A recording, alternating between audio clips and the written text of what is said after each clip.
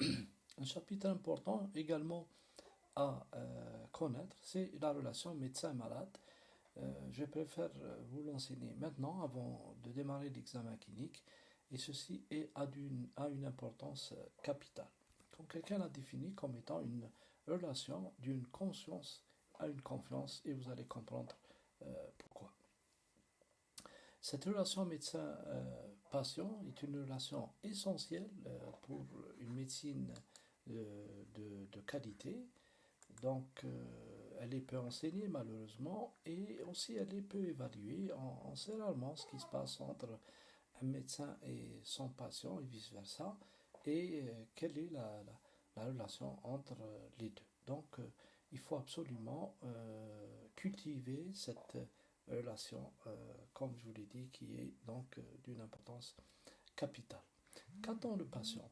Le patient attend de son donc médecin un soulagement, la guérison, un soutien, d'être assuré ou réassuré et bien sûr une certaine relation affective. Donc en fait, si on imagine à peu près ce que doit ressentir ou ce qu'attend un patient de notre part, on peut se situer en gros dans ces termes-là qui sont qui viennent d'être énumérés et on va voir dans le détail qu'est-ce que ça veut dire exactement.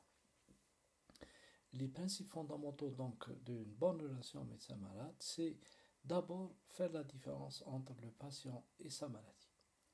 Il ne faut pas associer les deux et il ne faut surtout pas mettre une étiquette sur un patient ou l'appeler par exemple par sa maladie, etc.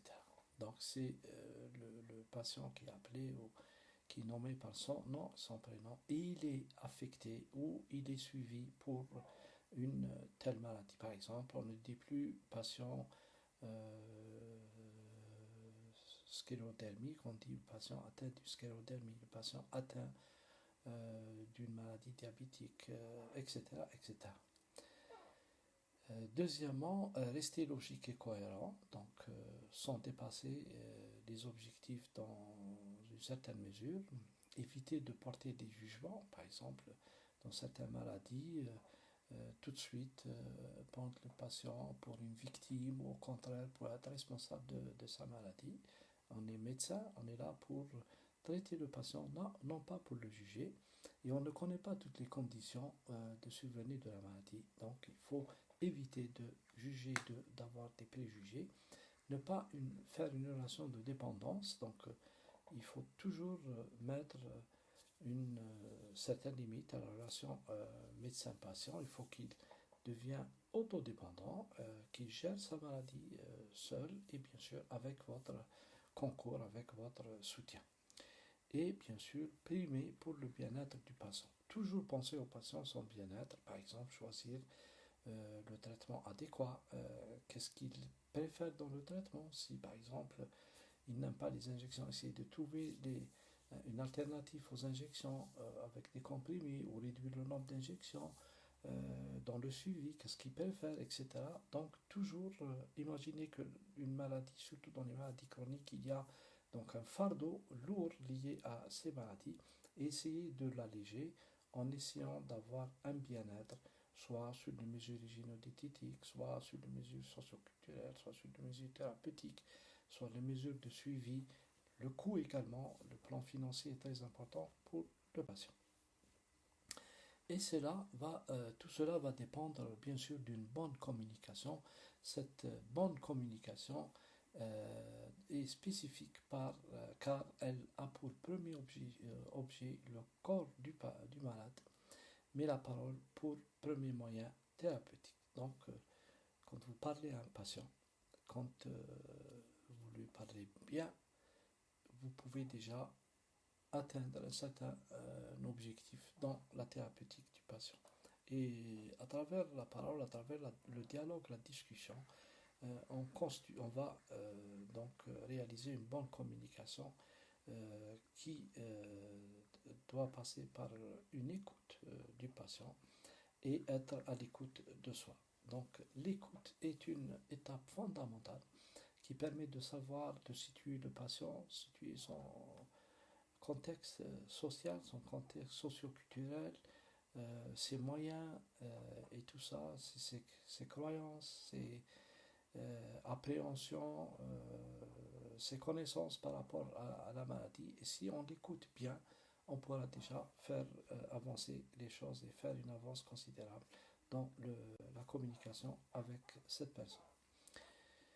Et si on veut parler d'objectifs d'une bonne relation médecin-malade, il faut qu'elle soit harmonieuse et bien sûr permettre une bonne démarche diagnostique, l'amélioration de la qualité de vie du patient, prendre en considération le point de vue du patient, qu'est-ce qu'il en pense, est-ce qu'il est d'accord avec ce qu'on fait, est-ce qu'il est d'accord avec le traitement, est-ce qu'il est d'accord avec l'objectif, est-ce qu'il peut les atteindre. Et bien sûr, à travers le traitement, il y a l'observance thérapeutique. S'il n'y a pas d'observance thérapeutique, s'il n'y a pas d'observance du régime, de l'activité physique, enfin un tas de choses, chaque maladie a ses objectifs. Il sera difficile d'atteindre un but ou un objectif ou une cible dans le traitement. Et bien sûr, l'exercice médical doit être le plus confortable possible. Donc, mettre tous les moyens dont on dispose pour exercer la médecine dans d'excellentes conditions. Et là, on arrive à un point important qu'on considère dans la relation malade, c'est l'empathie. C'est quoi l'empathie chez un patient? L'empathie, c'est en fait quelque chose qui essaye de se placer, de mettre à la place du patient, et ça passe par des trucs émotionnels, par un truc de sympathie, par une compréhension d'un tas de choses qui va essayer de rapprocher le plus notre patient. Donc cette empathie, qui est un mot d'origine grecque, signifie ou dans ou à l'intérieur, le lent. Et puis, pathos signifie souffrance ou ce qui est éprouvé par le patient. Donc, en fait, on a défini comme étant une faculté intuitive de se mettre à la place d'autrui et de percevoir ce qu'il ressent. Ce n'est pas toujours facile, mais c'est un exercice auquel on peut contribuer et auquel on peut développer un certain nombre de choses. Et avec l'expérience, on essaye d'imaginer ou de se placer à la place d'autrui, quoique c'est parfois difficile.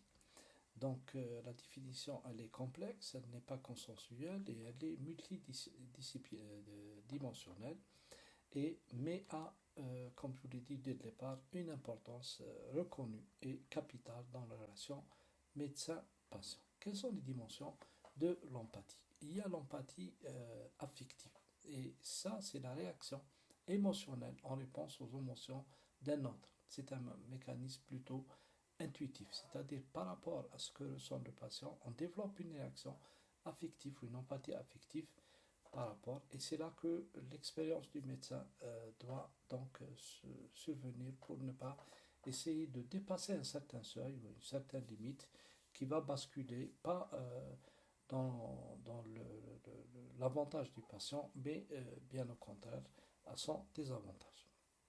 Nous avons également l'empathie cognitive, qui essaye de comprendre, ou consiste à comprendre les émotions de l'autre tout en gardant une distance émotionnelle. Donc, on n'est pas obligé vraiment de dépasser un certain degré d'émotion chez le patient, mais on essaye de comprendre plutôt ce qu'il ressent. Et enfin, vous avez l'empathie clinique. C'est l'empathie dans le contexte d'une relation médecin-malade. C'est une des composantes, association des deux composantes, cognitives et affectives.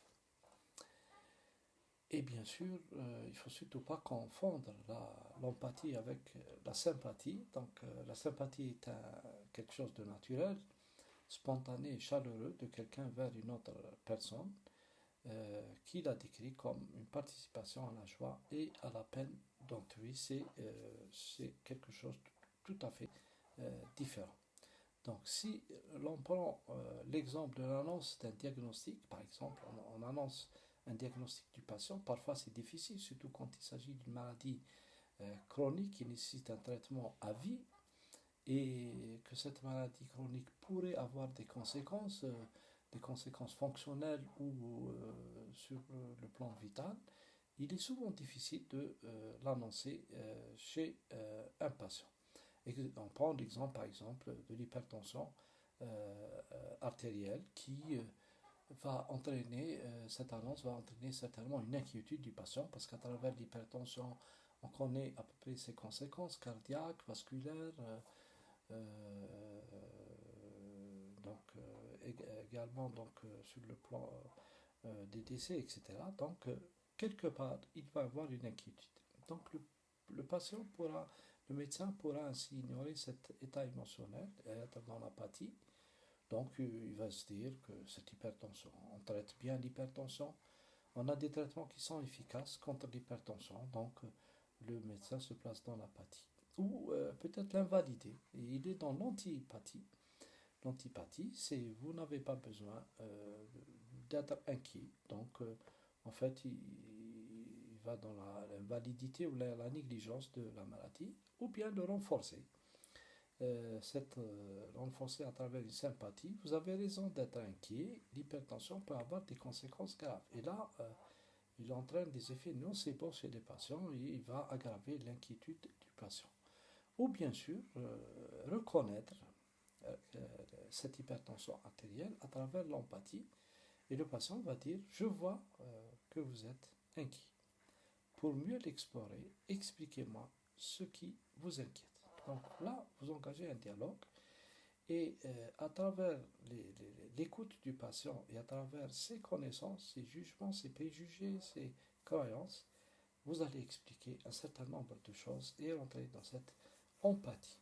Et là, vous voyez très bien que on demande à un médecin de ne pas ignorer ou être dans la négativité ou être plutôt sympathique. On lui demande plutôt de comprendre le patient et d'essayer d'être à sa place en l'écoutant d'abord.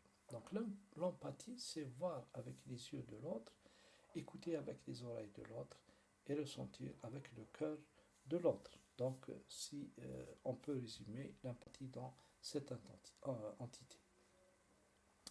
Donc si on devait choisir entre la sympathie et l'empathie, on choisirait bien sûr l'empathie, qui est une qualité à effet positif sur la relation médecin-malade et sur la prise en charge des patients, et souvent va mener à la satisfaction personnelle et à des résultats cliniques optimaux.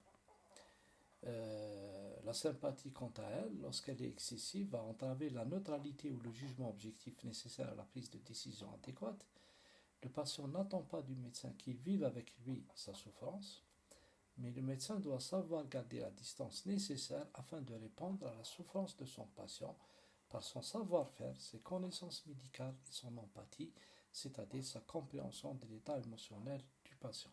Évidemment, si on reste dans l'exemple de l'hypertension, on ne peut pas guérir l'hypertension, mais on peut l'équilibrer. Et si on équilibre bien une tension artérielle, on peut mettre à l'abri le patient contre les conséquences de la maladie, qui soient des conséquences sur le plan cardiaque, vasculaire ou autre, ou sinon on peut réduire les conséquences de cette maladie, mais à condition que le patient suive ses mesures hygiéno-diététiques, prend son traitement régulièrement, mais il n'est pas question d'aggraver ou de faire peur au patient sur les conséquences quelconques d'une maladie. Parce qu'en fait, les complications dans une maladie ne dépendent pas strictement des objectifs thérapeutiques, ils dépendent d'autres facteurs génétiques, plein de choses.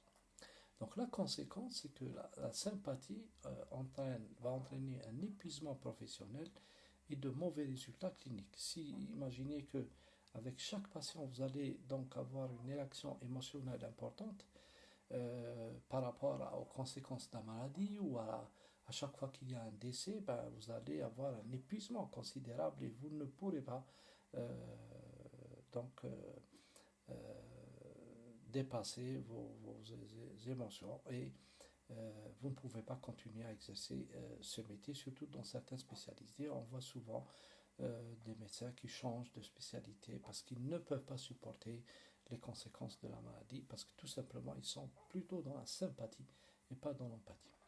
Il est souvent conseillé de ne pas soigner un proche aussi, parce que vous risquez d'être confronté à un engagement émotionnel trop important qui nuirait à votre capacité de juger ou à apporter un diagnostic ou proposer un traitement ou des examens appropriés et à se protéger du burn-out.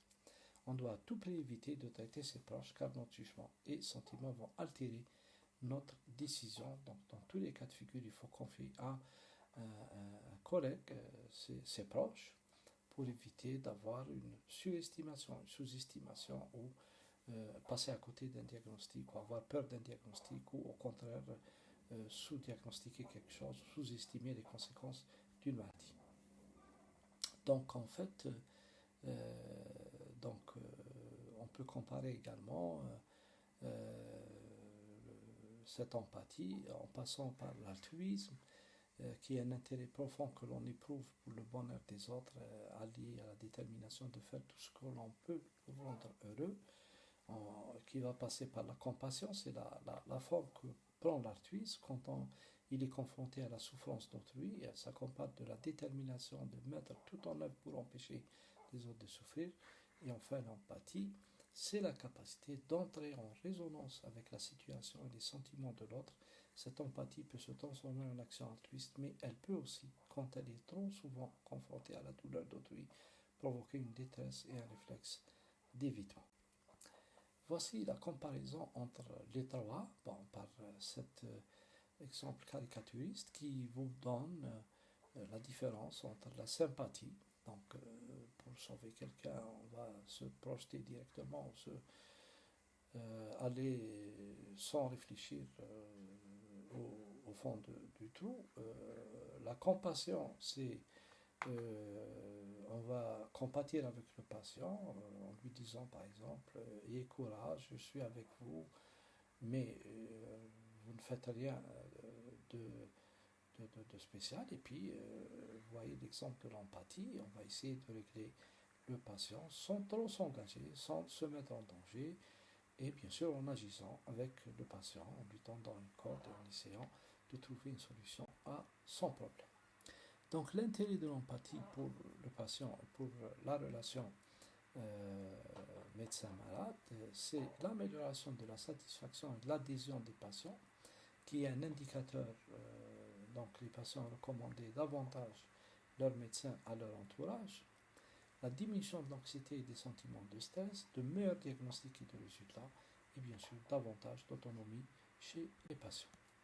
Donc le dynamisme actuel nous entraîne avec la technicité actuelle à laquelle on assiste, la technicité à travers le développement de la technologie, la spécialisation ou l'apparition importante ne permet plus de prendre en considération, de prendre le plus de temps pour écouter, parler et de toucher au patient, et va entraîner une dévitalisation, désimmunisation avec des examens de plus en plus agressifs qui inquiètent de plus en plus le malade. Et donc c'est là que l'empathie doit intervenir en pesant le compte, en essayant d'écouter le patient, de lui parler, d'avoir des solutions sans pour autant l'agresser, sans pour autant déshumaniser l'acte médical qui est un acte très noble.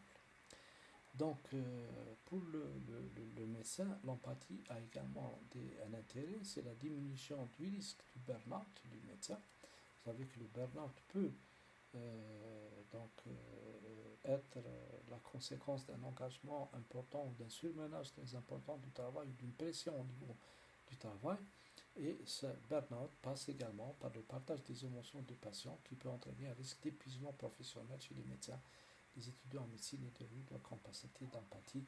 Et on a observé beaucoup de burn-out au cours de la Covid, parce que c'est une nouvelle maladie auquel les gens ne s'attendaient pas, et compte tenu également des moyens qui étaient au début mal adaptés par rapport à quelque chose auquel on n'était pas confronté. Beaucoup de médecins se sont retrouvés dans un burn-out. Ce burn-out, c'est en fait un stress qui va conduire à une dépression chez beaucoup de médecins et altérer leur processus de jugement. Donc il faudrait absolument faire attention, et dès qu'on reçoit ce burn-out, ce stress considérable, il faut prendre des mesures telles qu'un congé ou arrêter de travailler pendant un moment pour ne pas aggraver la situation. Les interventions qui sont destinées à promouvoir l'empathie clinique chez les étudiants en médecine devraient cibler aussi bien les compétences communicationnelles que les valeurs humanistes qui leur sont transmises, les premières dépendant des secondes pour se développer. Et je vous ai bien expliqué dans la première séance, dans les objectifs de la sémiologie médicale, d'essayer de copier un certain nombre de, de comportements que vous voyez à travers, même si c'est du cinéma, des films, sur des séries donc intéressant à la médecine, vous montrant comment on se comporte avec le patient, comment on l'écoute, comment on réagit par rapport à un diagnostic, un suivi, un décès, une maladie grave, etc. Et ça pourrait donc cultiver votre manière de faire et la manière d'exercice en médecine. Donc en fait, recueillir les symptômes en mettant en jeu des compétences d'écoute, d'éthique et de discernement est très important dans la relation médecin-malade. Et là, ça dépend du médecin, ça dépend de ses compétences, de son exercice, de son expertise, de son expérience. Et on demande des choses simples en fait. On demande d'observer, d'écouter le patient bien comme il faut et d'essayer de trouver des solutions, mais surtout un bon discernement. Recueillir les symptômes en mettant en jeu des compétences d'écoute et de discernement est une chose extrêmement importante et on n'insistera jamais suffisamment sur l'écoute du patient, car si vous écoutez attentivement le patient, il vous donnera le diagnostic, comme le disait, suggéré le Sir William Osler, médecin canadien à la fin du 19e siècle. Rien ne remplace l'écoute attentive et le médecin doit entendre tout ce que le patient a à lui dire. Selon le docteur Jean-Marie Farrugia, président de la section d'éthique d'ontologie du Conseil de l'ordre des médecins, un patient pardonnera une erreur de diagnostic, mais pardonnera difficilement au médecin de ne pas l'avoir écouté. Parce que souvent, les patients, quand on diagnostique en retard, disent pourtant, je lui ai dit, pourtant je répétais, pourtant le traitement ne marchait pas, pourtant, mais on ne m'a pas écouté suffisamment. Et cette écoute est considérable. Et avant de faire l'examen clinique, dans lequel j'insisterai particulièrement sur le temps accordé à l'examen clinique, le temps de l'écoute, le temps de l'interrogatoire, vous voyez bien que c'est capital d'écouter un patient pour ne pas passer à côté, parce que quand vous l'écoutez, il va vous raconter son histoire, il va vous raconter des symptômes, il va vous raconter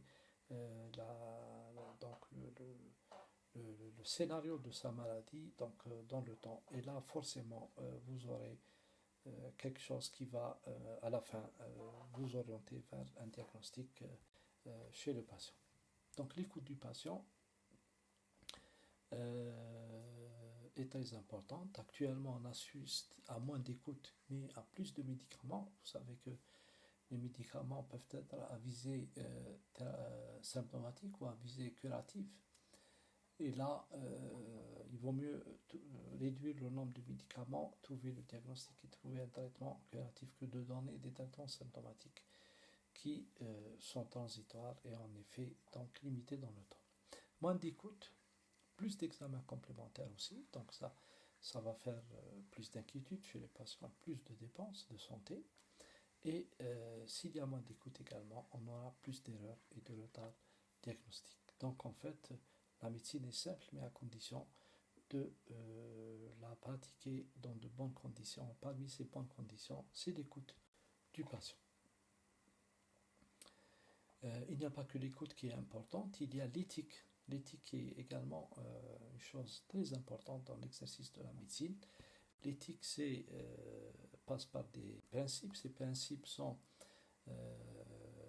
l'ensemble des règles de conduite des professionnels de santé vis-à-vis de leurs patients, nécessairement complexes, participent à la fois à la déontologie, ensemble des règles internes à une profession, à la morale et de la science. L'éthique concerne l'aspect limité de la santé d'une notion similaire plus vaste, la bioéthique, laquelle représente l'ensemble des mêmes règles appliquées à tous les domaines de la science et de la vie. Et le respect de l'éthique médicale constitue la meilleure garantie de la qualité des soins et de la liberté du patient. Il témoigne de la recherche d'une certaine forme de sagesse, de science avec conscience. Souvenez-vous du titre, la première diapositive, dans l'exercice de la médecine contemporaine. Et cette éthique a évolué dans le temps. Ces règles déontologiques, donc édictées dès le 5e siècle avant Jésus-Christ par le serment d'Hippocrate, en appelant aux notions de compétence, de générosité, de dévouement, de désintéressement et de secret médical. Les règles morales protègent le patient de la dérive que pourrait introduire en ce début du XXIe siècle les grandes évolutions des sciences de la vie, évolution thérapeutique, découverte de la radiothérapie par exemple, l'évolution biologique, découverte du code génétique et de ses applications comme la thérapie génique. Les règles scientifiques enfin imposent au corps médical de vérifier que toute attitude médicale, surtout thérapeutique, repose sur des notions dont la rigueur scientifique est réelle, et ces trois aspects de l'éthique médicale se retrouvent dans les règles définies dès 1964 par la déclaration d'Helsinki et complétée en 1975 par celle de Tokyo, qui préside aux expérimentations. Ces principes par la résolution de ces déclarations figurent maintenant dans les protocoles expérimentaux. Elles assurent au patient le respect de son choix, manifesté par un consentement éclairé, libre et libre. Donc on ne peut pas faire par exemple une étude ou donc qu'elle soit donc dans un service, dans un hôpital, etc., sans que le patient ait signé et informé, soit informé sur le protocole d'une étude. Il faut qu'il donne son consentement éclairé, qu'il signe ce consentement éclairé après avoir lu et compris toutes les étapes d'une étude. Et c'est à partir de là que l'étude pourra commencer. S'il n'y a pas de signature éclairée, on ne peut pas faire quoi que ce soit chez un patient, une étude dans ce genre. Évidemment, vous avez le serment d'Hippocrate que vous allez apprendre en détail, et il y a également le serment du médecin algérien, au Qassam Tabib al-Jazairi, dans lequel vous avez toutes ces rubriques. Et normalement, à la fin de ces études, avant le début de l'exercice de ses fonctions, le médecin doit donc jurer à travers ce serment en lisant, en disant toutes ces phrases-là, et en terminant, en commençant par Uqsimu billahi al-azim, en terminant Allahu ala ma aqulu shahid, pour pouvoir exercer sa médecine. Recueillir les symptômes en mettant en jeu les compétences d'écoute et également de discernement. Donc on a vu l'écoute, on a vu l'éthique, on va voir maintenant le discernement. Ce discernement qui concerne le patient, et avant de voir le patient, quel est le choix, quels sont les éléments essentiels pour le patient doit avoir compris lors de l'entretien. Le patient a-t-il compris les éléments essentiels? Est-il capable de raisonner avec ces éléments? Les applique-t-il à sa propre situation? Exprime-t-il un choix? Et septièmement, une pathologie psychiatrique est-elle présente et susceptible d'affecter sa capacité de discernement? Si oui, envisagez une évaluation psychiatrique. Sinon, est-ce que je peux remédier à des défaillances concernant les médecins? Parce que vous aurez affaire dans votre activité médicale à des enfants ou des nourrissons qui n'auront pas suffisamment l'âge pour être conscients et peuvent porter donc une décision. Donc c'est des parents qui prendront leur place. Vous pouvez avoir des patients qui ont une maladie psychiatrique qui perdent tout jugement, une maladie d'Alzheimer par exemple à un âge avancé, ou vous pouvez avoir des patients également dans le coma qui n'ont un pouvoir décisionnel, et dans ce cas-là, donc, on doit toujours trouver une solution pour y remédier. Quelles sont les implications pratiques de cette relation ou ce discernement? La capacité de discernement est fondamentale à l'exercice de l'autonomie. C'est une aptitude et non une mesure de résultat. On peut être stupide et autonome, d'accord avec son médecin et non autonome. Elle est présumée chez les personnes majeures et chez certaines personnes mineures, elle est présente ou absente par rapport à un choix donné à un moment donné. Son évaluation repose essentiellement sur une conversation structurée portant sur la compréhension, l'appréciation, le raisonnement et l'expression d'un choix. Et il existe des outils permettant de mieux systématiser et documenter l'évaluation de la capacité de discernement. Tous ces outils doivent reposer sur une part de jugement subjectif. La compréhension suffisante, une raison valable, la cohérence logique de choix. Il y a de seuil dans l'évaluation et je vous remercie